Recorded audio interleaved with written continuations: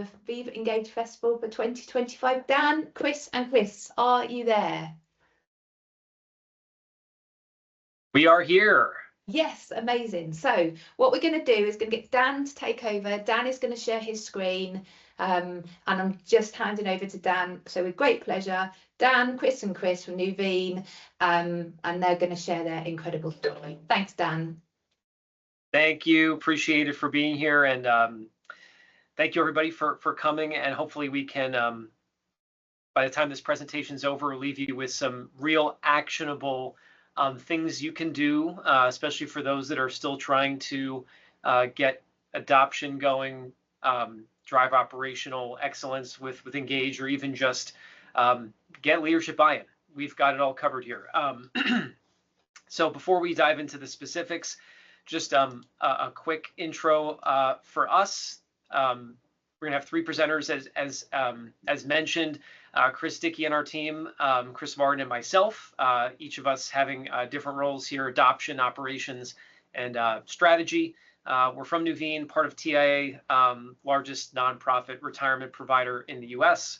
We're the asset manager for the business, 1.4 trillion in assets, and Fortune 100 company in financial services. So before we get into the details of our journey, my colleagues and I, Chris and Chris, were talking this morning about what are some of the greatest hits of reasons we don't adopt Engage at companies. This is a favorite of mine. So let's see if any of these resonate. I know we're virtual. If we were in a room, I'd do a share of hands, but maybe some reactions would be great. My leaders love email. That's number one. That has to be number one. Doing the opposite of the old David Letterman list. They won't see my message if it's on Engage. People might make weird comments. Too much noise. Leaders won't post. And another favorite, too many channels. We're going to cover all of that today, and I assure you those are all fallacies. Yes, your leaders may love email, but they love it for all the wrong reasons. So on a personal note, got here to Nuveen 4 years ago, and this is what I walked into. So 2021, I used Engage in the past, other firms. Overall, I've used it for about a decade. Obviously, it was Yammer at that point, but came here and we were really relying on these two channels. All of you are familiar with email, a 30-year-old tactic, plus events, goes back to the caveman days, literally the first communication channel, to reach all of our audiences. So as you can see, my first year here, there was a significant volume increase. I was not the driver behind that. All the while I was trying to make the case for moving to Engage, we saw a huge volume increase and a 7% open rate decline. We were also at the same time hearing from executives that they wanted to do more events.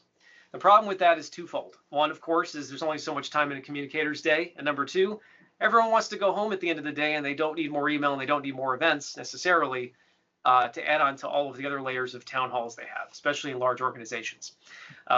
So we're having more email, less views.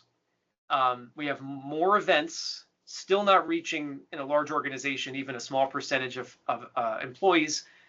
You know, in a hour town hall, you get a 20-minute Q&A, 2 minutes per question. That's 10 people. In a multi-thousand person organization, it would take you a lifetime.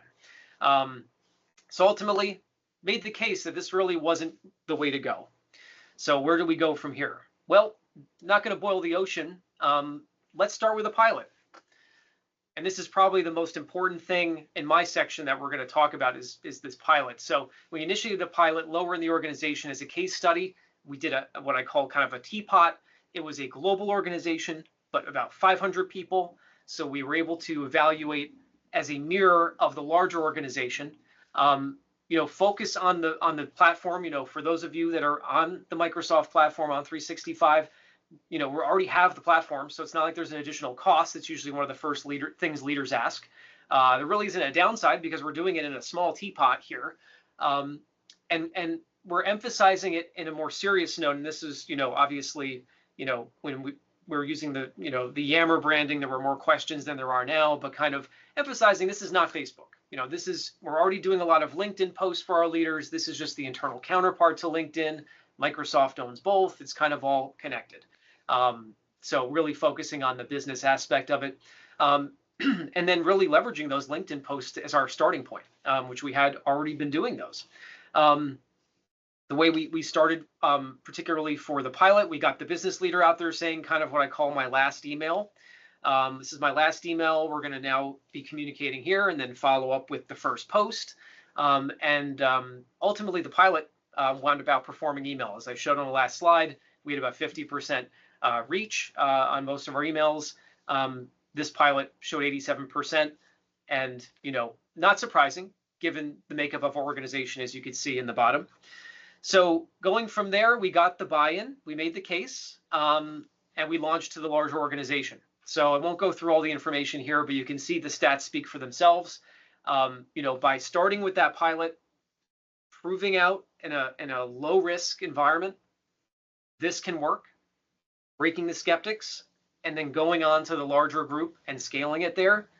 And then from there, it just rolled and rolled and rolled. And now our entire organization is completely on Engage and truly thriving on it. And we continue to just drive engagement, which is where I will turn over to my colleague, Chris Dickey, who is our head of adoption, to talk about that.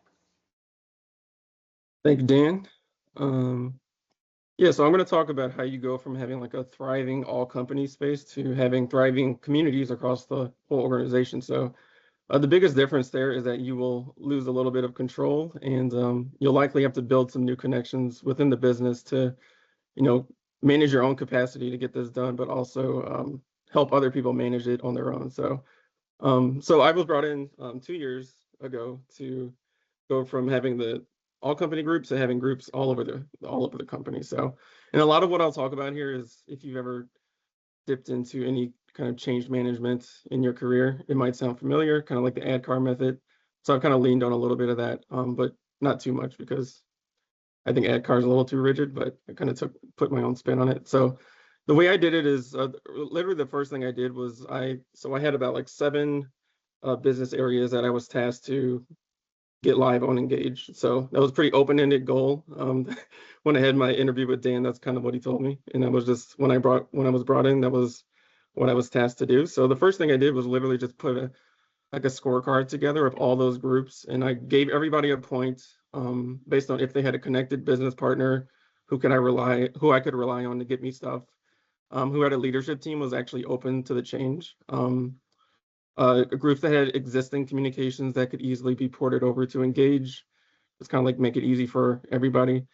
And I also weighed like whether this group was a significant win to get started with. So focusing on like some of our critical areas of business, and no offense to HR and compliance, but kind of like leaving them for last. So and being ready is pretty subjective, but something we always lean on is the idea of teams making it their own. So it's like when you go from giving people ideas to them saying, this is how we want to do it. So I think that's a good marker. And kind of like following that, just start small. So you've put together a scorecard, you kind of identify the group that, is good to go. Just really dig in with them. And your initial view might be and this was my initial view too, is like, let's get everybody live so nobody feels left out and everybody's getting the same experience. But it's really about your capacity to manage this rollout, because it's not easy. It's a lot of hand holding. It's a lot of back and forth. It's a lot of work to get this done. So it's about managing your capacity and giving the energy that you need to see this through. So I'd say like pick 1 or 2 groups you feel are ready to go, really dig in with those business partners, create a launch plan to sustain the group. So not just launch it, but like map out like your first 90 days, tap people who can give you good content over those 90 days. And taking this approach to just starting small also gives you really good examples that you can point to for the next person. So nobody can ever say like, well, this won't work for my group, because they can see like this group had all the issues and all the problems and all the skepticism and all the, the capacity issues. And they can see like, okay, this team did it. They have examples. They're not too much more different than I am, and I can do this too. So that's kind of the way I've reapproached it. So, and it kind of follows along with the next point. And I think this is actually the most important point that I come across in my career at Nuveen is to hold hands with the people who you've asked to be communicators, who are probably not communicators. So just really take time to sit with people, like literally, when they're starting to use the platform. Don't just send them like off to Microsoft.com to learn how to do something. Like sit with them to watch them press the buttons, be on the call when they send their first thing. Give them the confidence to do this on their own, because you might be saying, okay, I don't have time to sit with 30 business partners, but once you train up that one person, then they'll become the trainer for everybody else. So it's another way to maximize your capacity. You kind of like implant your brain and your thinking into somebody else, and they can go and kind of evangelize to the rest of the company. And something else that was a really big hit for us was just to create like a simple like sandbox group where people can just play around with Engage and do a post before it's real, so they can see what the things look like, see what the work it takes to put an image or a video in a post, and see what it looks like and show it to their people before it goes live, and just get more confident with using the platform. And the next point is kind of like a self-preservation point. So you've probably had to convince some pretty skeptical leaders about doing this thing, doing communications on a platform that looks like Facebook. Our comms team is a little, we're kind of wacky. We do some fun stuff every once in a while, but we also have to be mindful of like, we're asking a lot of our leaders to kind of take a chance on doing this new way of doing comms. So, and you're creating noise, but you're creating good noise in a different space. So you have to kind of like make the argument over and over about why this is a good thing. So when I say send wins up the chain, I mean like if you go live with a key business area, if you do a first post from a key leader, if you transition some nasty looking newsletter over to Engage for the first time, or you get like really good engagement on a post, just type up an email, draft an email to the leader, draft an email to your leadership team, send it up the chain, let them know that it happened.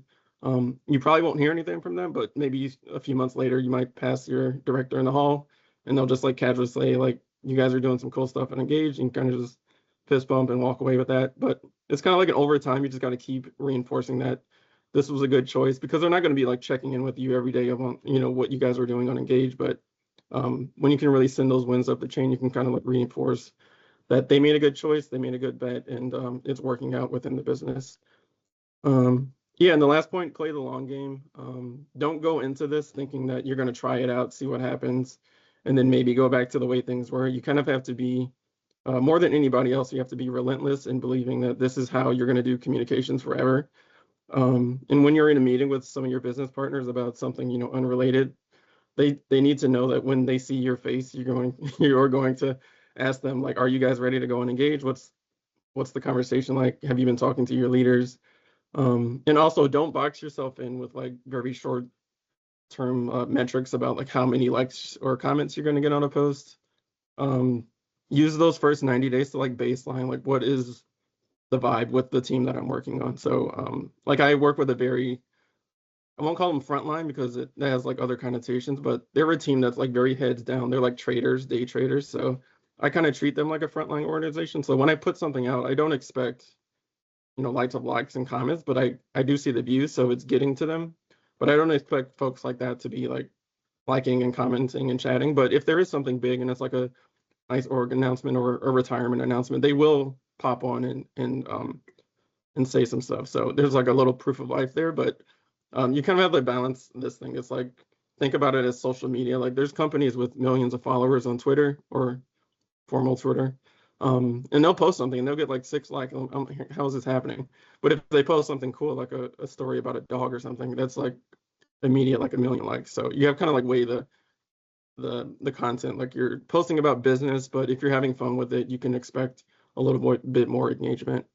Yeah, and I think that's the end of my story. I'll welcome any questions at the end of this, but I'll turn it over to Chris to talk about how we make this all work on the operations side. Thanks, Chris. I appreciate it. So yeah, this is Chris part 2, I guess. So Dan, can you switch that slide for me real quick? Awesome. So, I help to lead Nuveen's communications operations. So I'm here just to talk a little bit about some of the things that we do on our end that have really been, very successful for us. So to start off, we are big Microsoft fans over here, obviously. And so we started to use the Microsoft Planner tool as an editorial calendar. And we sort of pair that with weekly meetings where the whole team will sort of huddle up. We'll take a look at, the previous week and the next week, as well as this week, just to see sort of what the landscape looks like. And the real sort of benefit of this is, we've heard from via different channels, that people feel overloaded sometimes with communication. And so we want to be very cognizant of how much we're sending out, how we're prioritizing these posts, just so that we are, sort of allowing our associates, the ability to learn some more stuff about the company and wins and different things that may be coming down, but also give them the opportunity to do their job. And, we don't want to overload them or sort of make them feel a little bit like they don't have that time. And so we use these meetings to definitely prioritize what we're going to push out. We, try to keep it sort of light to where it's not, multiple times, you're getting a lot of pings. So that's sort of what we use, to just make sure that we're staying on top of that. We've recently started to use Amplify, just so we can sort of streamline those multi-channel communications.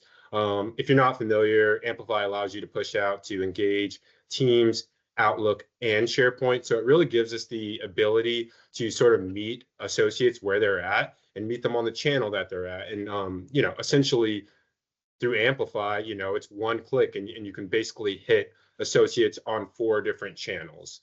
So we found that to be really useful for us and just sort of just to be a useful tool. We also, this sort of goes back to the first bullet as well, but we're really working together, getting under the hood to try to strategically plan our communications. Sometimes, it's based on leadership level. Sometimes it's based on sort of strategic goals or things that are sort of coming down from the top. And so we really, try to take a good approach as far as, what's most important, what can we push off to a different date, what can we push off to a different channel, even. So we're really trying to use those meetings, just to be as strategic as we can around that. And then the last bullet there, this is a big hitter, and Chris sort of touched on it before as well, is, we as communicators, as much as we'd like to, we can't touch every single communication, right? And so what we really want to do is, sort of hand the keys over to some of our smaller business areas and really empower them to take ownership of their communication strategy. So, like Chris was talking about, we'll definitely sort of sit with them and train them and make sure that they feel comfortable, but we want to give them the ability to sort of take control of that, just so we feel sort of, so they feel comfortable as far as taking that out and supporting their leader. So those are sort of the 4 points that we hit on. We try to hit on this every week and just keep it always top of mind as we're communicating stuff out to our associates. But with that was all the points that I had. I think we have a video coming up here. Dan, I just want to make sure you're sharing your sound. Always got to check for that. Thank you very much, Chris and Chris. The rest we're going to breeze through real quick so we can get to Q&A. But we've got our head of real estate who is kind of our voice of the customer, so to speak, that we're going to show you.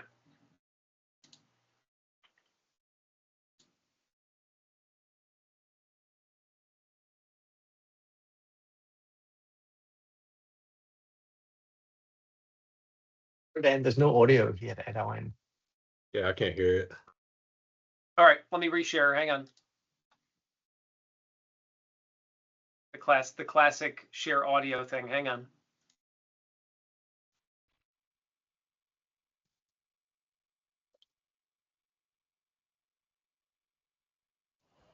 Hey, Chad Phillips here. We run the real estate group. We have a little over 500 people in our organization. I'm always looking for new ways to engage with, to motivate, to communicate with our teams. And one thing that I realize is people don't like email. They have too many emails, and they don't like reading long emails. So Viva Engage has been good for us because it's a new medium. It's quick. People can see the comments, and it easily allows us to upload videos as well as photos. So it's been a useful tool for us. Thanks. All right. So in a nod to some of my former. Hey, Chad Oh, Phillips. We don't need to hear you again. Thank you, Chad. And to some of my former colleagues on here from MetLife, 10 years from, or 10 lessons from 10 years of Yammer Engage deployments between the two places I've worked at where we use this. I will leave this up while we open Q&A. But Gemma, I don't know if you want to officially open Q&A or how you want to handle it. Yeah, of course.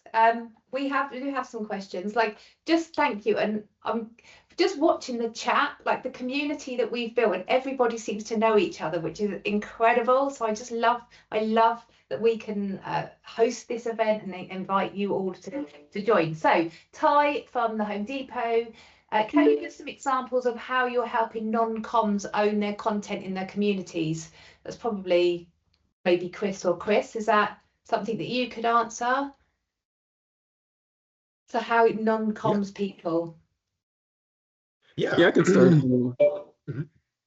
Yeah, to my earlier point, like most of these folks are not going to be like communications practitioners. So, and they can use the example of the all company group that you've already created. Like that's the official tone in the way that you're going to be communicating. So that example that you set forth with that big group really sets the tone for everybody else. So they're going to want to make communications that look like the CEO's or the CEO's leadership team.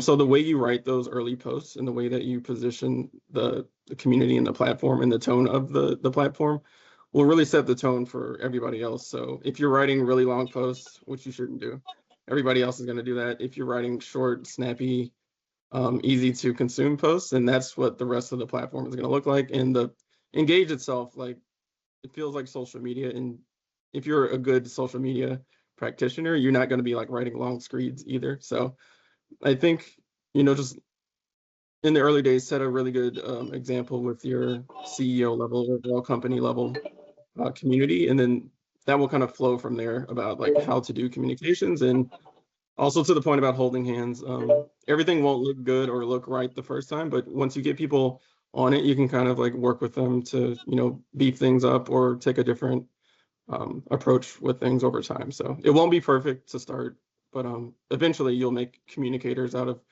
people who never thought they'd be communicating and people who were super skeptical about using the platform in the first place, because I have a ton of examples of those. Absolutely. And do you know what? I think tools like Viva Engage also can find those shining stars for you that maybe wouldn't normally have an opportunity. So that, like, I'm a huge fan of Viva Engage, and everyone that knows me knows that. We're out of time for questions. I know you're going to hang around for the panel at the end, so we can run through some more Q&As then. If you wouldn't mind, Chris and Dan, if you hang around, if you can access a Q&A and go and answer some of the questions, that would be super helpful. But just thank you so much for sharing your experience.